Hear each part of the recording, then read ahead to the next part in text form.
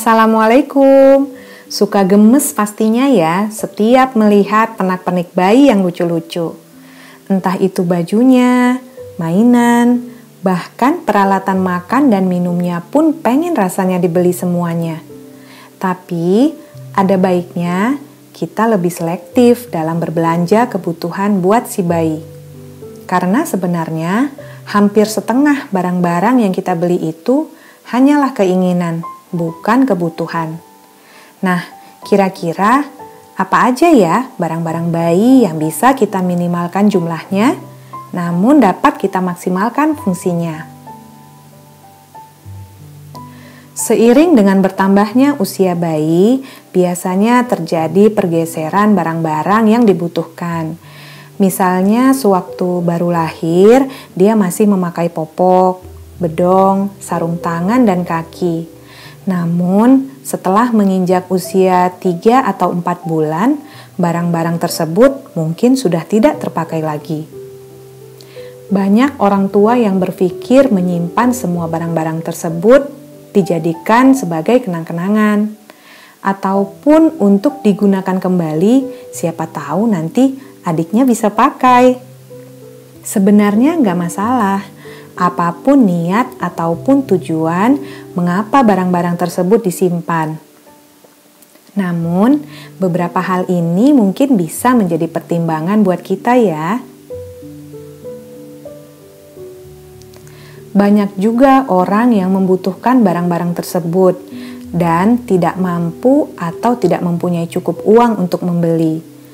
Ada baiknya, mumpung masih bagus dan layak pakai, kita sumbangkan barang-barang bekas tersebut, sehingga menjadi bermanfaat buat yang lain, ketimbang menahannya tersimpan di lemari yang pada akhirnya mungkin dibuang karena berjamur akibat terlalu lama tersimpan. Hadirnya seorang anak adalah ketetapan Allah, dan kita tidak punya kuasa kapan itu akan terjadi. Jadi, jika berpikir barang-barang tersebut akan digunakan oleh sang adik, namun belum pasti kapan itu akan terjadi, sepertinya bukan langkah yang tepat, karena hanya akan menambah tumpukan barang-barang di rumah. Saya yakin setiap anak akan membawa rezekinya masing-masing. Jadi, kalau niat awalnya untuk menghemat biar nggak usah beli-beli lagi, coba kita berpikir kembali ya. Bukankah dengan menyumbangkan barang-barang tersebut kepada orang yang membutuhkan, malah mendatangkan lebih banyak manfaat buat yang lain? Dan juga pahala buat kita nantinya. Jadi, jangan ragu untuk mengeluarkan. Insya Allah kita akan mendapat yang lebih dari sebelumnya. Bayi juga mempunyai mainan dengan tahapan-tahapan tertentu sesuai perkembangan usia untuk melatih motoriknya. Saya tetap menerapkan sistem masuk 1 keluar 1 untuk mainan Albira. Kalau beli mainan baru, pasti akan ada mainan lama yang dikeluarkan. Jadi, jika saya melihat kira-kira mainan itu sudah jarang dia mainkan atau tidak cocok lagi dengan usianya, biasanya mainan itu akan saya donasikan atau saya rumah putihkan. Tujuan kita membelikan mainan anak pastinya juga ingin memberikan stimulasi sesuai usianya kan? Nah, tidak perlu mempertahankan mainan yang sudah tidak sesuai lagi dengan usianya, hanya karena bentuknya yang lucu atau karena harganya yang mahal. Hal serupa juga berlaku untuk semua peralatan makan dan minumnya. Untuk Albira, saya hanya mempunyai 1 botol minum dan itu dia pakai di rumah dan juga untuk berpergian. Jadi, nggak perlu mempunyai gelas, cangkir, ataupun botol minum beraneka rupa, bentuk, dan warna hanya untuk 1 orang bayi. 1 botol minum cukup untuk dipakai di mana saja. Begitu juga untuk piring, kita bisa terapkan hal yang sama. Namun, jika lebih nyaman menggunakan piring untuk dipakai di rumah, dan wadah tertutup atau kotak makanan untuk berpergian, saya rasa nggak masalah. Asal cukup 1 piring dan 1 kotak makanan saja ya. Karena bayi kita bertumbuh setiap harinya, akan ada barang yang awalnya sangat kita perlukan. Namun juga akan ada masa tidak terpakai lagi.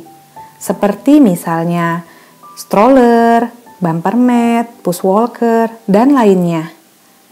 Kita punya pilihan untuk barang-barang pendukung tersebut.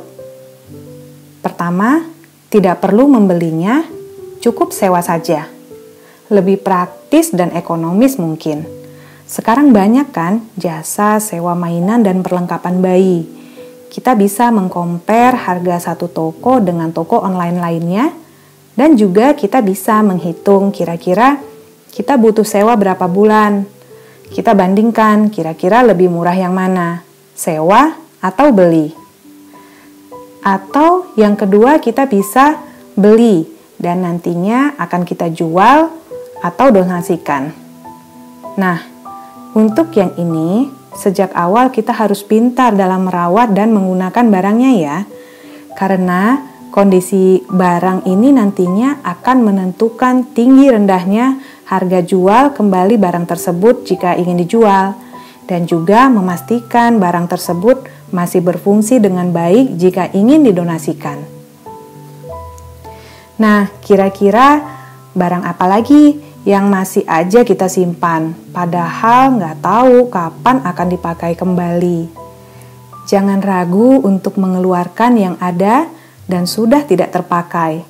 Semua barang itu akan bermanfaat jika dipakai. Kita punya pilihan dengan menjual kembali atau donasikan. Keduanya lebih membawa manfaat dibanding hanya menyimpan entah sampai kapan. Gak ada yang salah dengan menjual kembali, karena tiap orang pasti punya alasan tertentu untuk itu. Dan gak ada salahnya juga jika ingin didonasikan, karena pada akhirnya nanti harta kita sesungguhnya adalah apa yang kita sumbangkan. Selamat berbenah serba-serbi baby ya momis. Assalamualaikum.